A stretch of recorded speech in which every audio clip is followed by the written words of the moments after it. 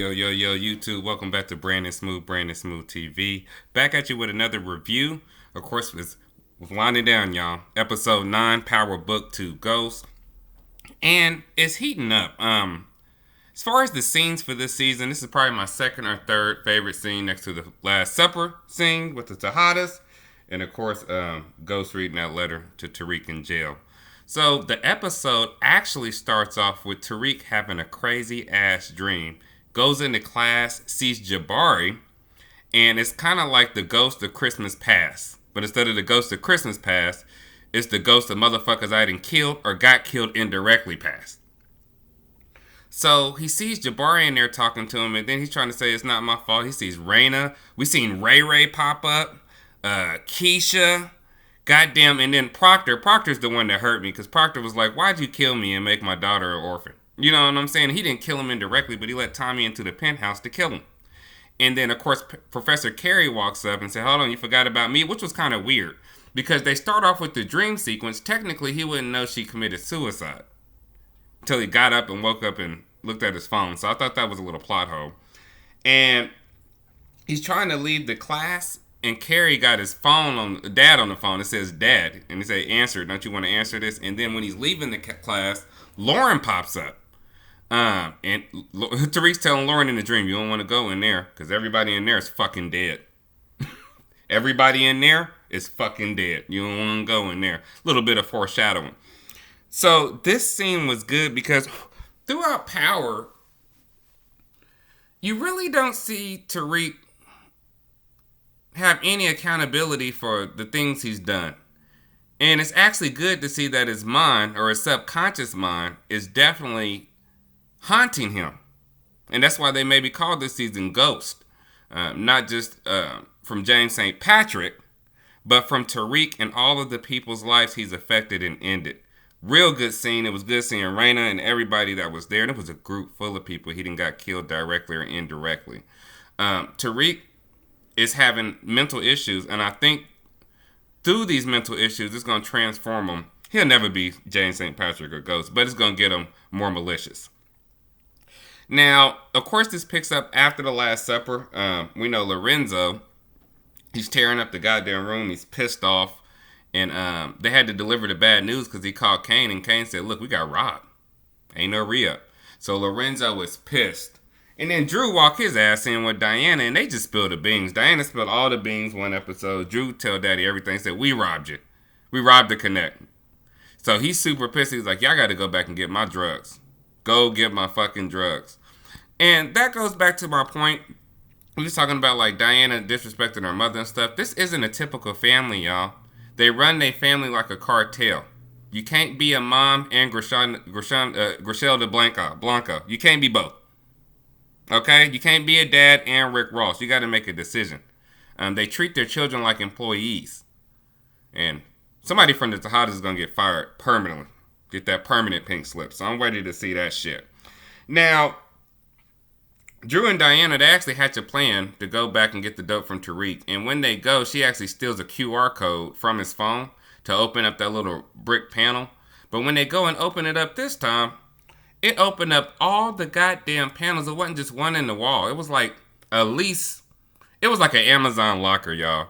And I find that kind of far-fetched. Not saying, students on the college campus can't build no shit like that, but ain't no security watching the top of the buildings, and they just going up and down. That was kind of unrealistic to me to have so many. I see one as a stash, but they had like, if you ever been to an Amazon lockbox, they had like that many boxes, and I'm like, come on. So they end up stealing all the dope, taking it back to Dag Lorenzo, and of course they put it out on the street.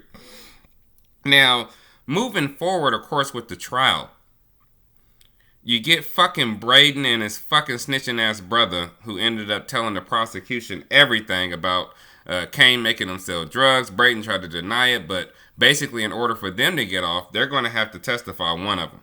And of course, if you watch the season 10 preview, the trailer for episode 10, you see that Braden is coming down in a suit in court, and it looks like he's getting ready to testify against Tariq. He's upset with Tariq because he told him not to leak that fucking photo of his dad in blackface, and he did anyways. And their relationship after this is never going to be the same, because I understand Braden trying to protect his dad, but You gonna be alright. Y'all done already accumulated enough wealth. They'll talk about this shit for what? 2-3 weeks on the news cycle, maybe 6 months. You might lose a deal or two, a little bit of money, but his family's gonna be alright. Tariq's on his way to fucking jail. And we know he has to give that photo to Tank. Not Tank, sorry. To Tate. So he can bribe the head dude from the DNC, get the position he wants in politics. So he ends up finally delivering the picture, and he sends that to the guy that was the head of the DNC. Y'all know the one that used to run with Ghost? When this shit leak is going to be crazy. And it's episode 10, so they got to close this down somehow. Now, as the episode goes on, Mecca actually makes Kane his number 2. And it looks like he's going to chop off his hand in one scene, but he actually took his fingerprint so he can track him wherever he goes. Also, he has access to all those weird little guns y'all seen and the whole crazy James Bond looking apartment. So Kane knows his end is coming, but what he doesn't know is how it's going to come. And we end up finding out that Mecca knew he robbed him for the drugs the entire time. So I keep saying that's fucked up, but they killed the chef for no goddamn reason. Chef got his neck sliced and he wasn't even a goddamn mo and was loyal to a fault. So that's just weird. So moving forward, we end up finding out that Kane meets up with Braden and he's basically saying, look, because they found out they got him on the tap when he came up there to Stansfield, even though fucking Monet told him not to fucking go to Stansfield. When he came up there, they got a conversation between Lauren, him, and Braden. So Braden can't deny that he knows Kane. Also, they got him on the fucking dash cam, Ramirez dash cam, the night he went and had him sell dope and let him go, and then Ramirez pulled up and got him. Shit's fucking crazy. So now the prosecution can tie them two at the scene. That's going to be interesting. Now, throughout the trial, we know Tate goes up there because they call him up to the stand, and he ends up leaking some information. It was just some talk between him and his brother that's the detective on the case that there could have potentially been 2 people on the scene of Jabari's murder. That's going to even put more doubt in the jury's mind to if Tariq is guilty or not. So he's probably going to get off on that technicality. We'll see. Monet and Mecca. She done ran back to goddamn Mecca and she talking about Lorenzo trying to take everything from me. He ain't trying to take everything from you. All he wanted to do was take care of his family and sell dope. You the reason you in this position. Take some fucking accountability. Also, she goes into the story of how Zeke was born. She was 16. She went down south and had the baby, came back up. And the only fucking reason he's in New York because they thought he had a chance to make it to the goddamn league. Well, when you're 4 years older, when a motherfucker's a freshman, and you a freshman in college growing up, you're going to be cold in basketball. So this is a secret they don't want to leak out. But when Drew actually has the press conference saying he's going pro, somebody leaked it. Who y'all think leaked it? I think it was Mecca. Mecca wants to control everything, and he wants himself to be the only way anybody can do anything, especially in his family. So I think Mecca leaked it. I don't think Kane leaked it. I don't think he cared that much. I don't think Lorenzo leaked it. He's not that vindictive. He just wanted his goddamn dope. So, will Zeke go to the league? He still can. People recruit people. You don't have to be a certain age. If Sacramento Kings want him and need him, they going to recruit him. Now, he might have some issues with the NCAA, but once you're in the NBA, it don't matter. And I think they'll find a way to actually spin that. Now, Monet finally finds out that Mecca is fucking Dante. When Kane get locked in the apartment, he can't go no goddamn where. She say, send me a photo of him. So when Mecca returns, he ends up seeing fucking Mary J. Blige and motherfucking Kane in his apartment. He's like, what the hell's going on? And my question is, if he locked that motherfucker down and Kane wasn't able to leave, even though he had a fucking cell phone, how the fuck did they let Mary J. Blige in? Explain that to me. Because if I can let you in, I can for sure leave. Doors only work one way. They open and they fucking close. That's the only thing I know about doors. I don't care if it's a special door, a James Bond door, a Men in Black door. They open and they close. Now, we get Tariq, who ended up getting Mecca's Green Army bag during the motherfucking robbery, right? He finally opens the bag. He starts reading files on Dante. Dante is the biggest snitch of all times, according to Davis. He snitched on everybody, and that's how he received his power. So Tariq takes the bag somewhere. He might have took it to Davis. He might have just hid it. We don't know where he took the bag, right? When he gets back to his dorm room, fucking Mecca's in there with a gun, talking about where's my bag. And it's weird because he had all of these documents and all of this secret stuff just in a fucking army bag. Now I understand why he got it in there, because army bags are big for people who are in the army. I had a homie I used to work with, and he still carried his around. So I understood as far as like importance, this is my bag. You know, they got an attachment to it. I get that. But documents showing that you done snitched on cartel leaders, gang leaders, mob bosses, all the people he snitched on, that needs to be in a fucking lockbox, in a safe, or at least a goddamn $40 Walmart file cabinet with a lock and key. That shit's just all on top. So Tariq decides to blackmail Mecca by leaking all that information unless he give him $2 million. So he gonna give him $2 million, he said. But first he want his bag back. Now during this conversation, it's crazy because one of the people he snitched on, Mecca explains, is fucking Lobos. And that's the way he got his freedom, or got up under the thumb or whatever bullshit he was in. So he told Tariq, when you get to hell and see your father, tell him I said thank you, basically. And he knows who Ghost is, he said. He knows who Tommy is. He knows about the organization. Very, very interesting. Also, we know Ghost got a brother out there. Courtney Kemp said he had a brother, a secret brother we don't know about. Could Mecca be Ghost's brother? I don't know. We'll have to find out. That would be crazy, and that would actually be Tariq's uncle.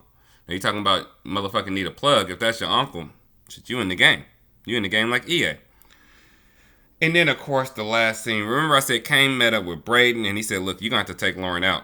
And he told him, basically, if you don't take Lauren out, I'm going to fucking take Lauren out. So Braden's definitely conflicted, and he goes and talks to Effie about it. Because he's like, look, I can't do this. And, you know, Effie told him, he was like, this is what you got to do. She was like, you chose to sell dope. You wasn't in no poverty position where you had to. She said, this shit showed up to my front door, but you went out and looking for it. So she said, you need to go do what the fuck you need to go do. That shit was crazy.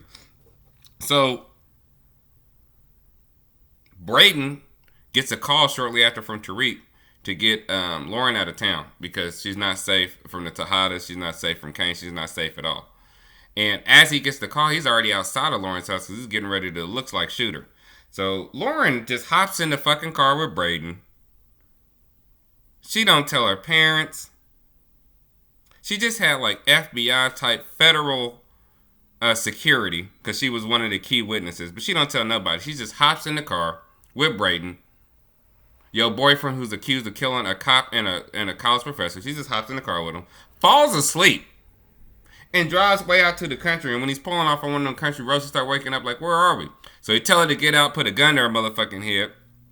And for a second, you think Braden's about to kill motherfucking Lauren. But he pulls out a wad of cash. He said, look, it's a bus station. Take that. You're going to need more money. Get on the bus. Drive south. Stay off the grid. Don't look back.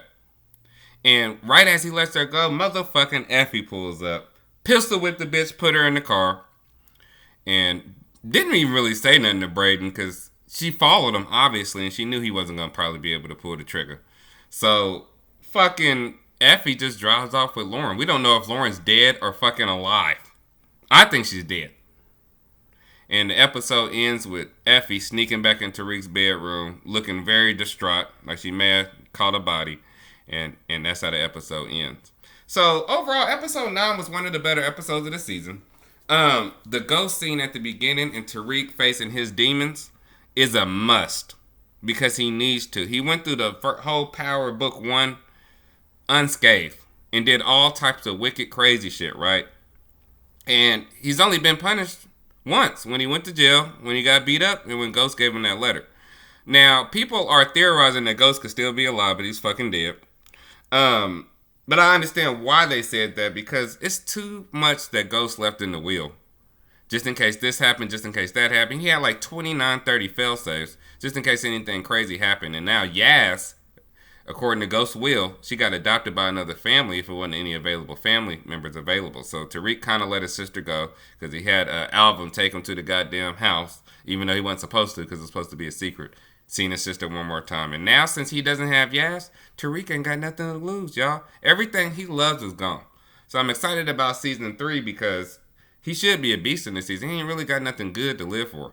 And if he happens to get the $2 million, he should easily be able to pay for his tuition and go on and get his inheritance. But he's going to fuck it up probably because, he want to sell dope and not go to school and get money that's already fucking waiting for you. Weird, I know. So, great episode. Couple plot holes. Where's 2-Bit at? Where's 2-Bit? We ain't seen 2-Bit since last season. He's supposed to be paying 2-Bit money, but he ain't gave 2-Bit a dime. Weird. I don't know. Hopefully he'll show up in episode 10. Don't forget to like and subscribe. We are almost up to 50 subscribers. 2022 is going to be a great year for the channel. Got some new stuff coming. Check out my other video. I'm doing little joke videos too. So don't forget to like and subscribe. Peace.